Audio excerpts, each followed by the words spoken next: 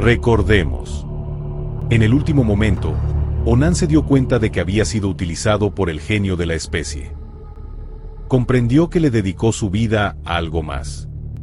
Se fue del mundo deseando haber sido más consciente de su circunstancia. Todos nosotros estamos sujetos a la ley de los grandes números. Esto significa que una pequeña fracción sobrevive en cualquier población. ¿Quiénes se descartan? La inmensa mayoría. Somos mecanismos biológicos que siguen ciertas directivas y finalidades, que como ya hemos visto, tratan de maximizar la primera directiva de la especie, que es la directiva de la reproducción. El individuo, al ir avanzando en su propio conocimiento, nota que lograr la plenitud del yo no es empresa sencilla, ya que ésta involucra entender cuál es la programación que rige el propio cuerpo que usamos toda la vida y en el cual, evidentemente, estamos completamente inmersos. Solo soy un epifenómeno o herramienta para que la especie logre su objetivo reproductivo. Una compleja herramienta capaz de manejar información del mundo para así poder lograr sobrevivir en él. ¿En dónde están mis finalidades como persona? La inmensa mayoría del colectivo humano oprime frecuentemente el botón de la autosatisfacción o autocomplacencia, el botón hedonista. En su búsqueda del placer físico usan la porno e incluso otras técnicas, que frecuentemente incluyen a las personas como objetos. Pero lograr la realización del cuerpo, el genio de la especie, nos mantiene dopados. Porque el cuerpo nos da un gran premio si cumplimos con nuestra labor reproductiva. Y al hacerlo, el colectivo humano se siente feliz, y quiere más de esa serotonina. Toda aquella actividad sexual, en estos tiempos, políticamente correcta, promueve la producción de esteroides, epinefrina y norepinefrina, sustancias que controlan el ritmo cardíaco, la presión arterial, entre otras funciones.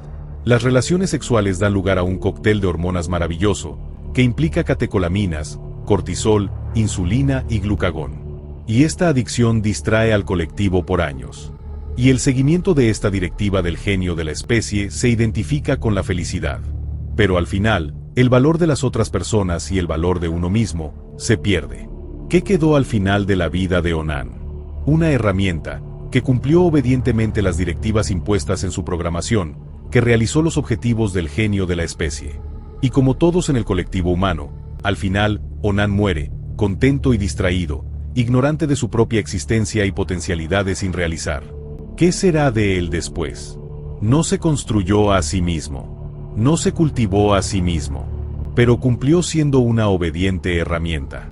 Sabemos que somos una herramienta, como las garras y los colmillos, un epifenómeno surgido en el desarrollo ontogenético del ectodermo. Ahora que sé qué ataduras me constriñen, podré conocerme a mí mismo. El señor Onan supo, antes de morir, cuál era la principal atadura. ¿Cuánto tiempo ignoró Onan que estaba obedeciendo un programa? Un programa construido para obedecer las directivas de buscar a reproducirse y tener descendencia.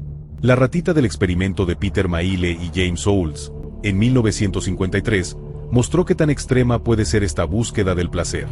Las ratas preferían autoestimularse oprimiendo un botón, que comer. Como resultado morían. El colectivo humano tiene una versión más sofisticada de ese botón. Pero el premio continúa siendo el mismo. Solamente hay que obedecer la directiva, y se obtiene un maravilloso premio, que consiste en un increíble cóctel de drogas que produce una gran liberación de hormonas, neurotransmisores que influyen en el ánimo, como la oxitocina conocida como la hormona del amor, las endorfinas que producen analgesia y una gran sensación de bienestar en el orgasmo. Además de muchas otras, como la prolactina, serotonina, dopamina, etc. El colectivo no es consciente, como Onan, de que oprimir el botón de la autosatisfacción es algo impuesto, no es cosa suya. Es una directiva implantada en su cerebro, que obedeció cuando dejó de ser niño. El conocerse y para lograr la trascendencia no es algo sencillo, quedan impedimentos a vencer. El epifenómeno de la conciencia, originada en el ectodermo, se da cuenta de que no logrará conocerse si no es dueño de sí mismo. Un esclavo solamente conoce los deseos de su amo. El individuo tiene que ser capaz de resetearse. Esto implica eliminar las directivas evolutivas y reproductivas programadas en nuestra biología, que le atosigan a cada segundo. ¿Cómo podría quitar esos programas? Recordemos aquella vieja película de Robocop, cuando el héroe borró las directivas de su programación y así pudo seguir sus propias decisiones y objetivos. También es posible superar la programación entendiéndola, ser consciente de ella. Así muchos problemas psicológicos se remedian cuando afloran a la superficie de la conciencia. Porque cuando el títere es consciente de los hilos que lo manipulan, los hilos pierden su poder. Pero no es fácil superar las adicciones que el genio de la especie impone al colectivo. El psicólogo Jordan Peterson dijo que es muy difícil abandonar la afición a la pornografía pues facilita la autogratificación. Él sostiene que la pornografía genera adicción al proporcionar gratificación instantánea sin el esfuerzo necesario para lograrla en la realidad. Esto afecta el sistema de recompensa del cerebro con dopamina fácil de adquirir. Existen drogas terribles, como el crack. Los estudiosos saben que no es fácil dejarlo, pero muchas personas lo logran. Pero apartarse de la pornografía le resulta más difícil al individuo.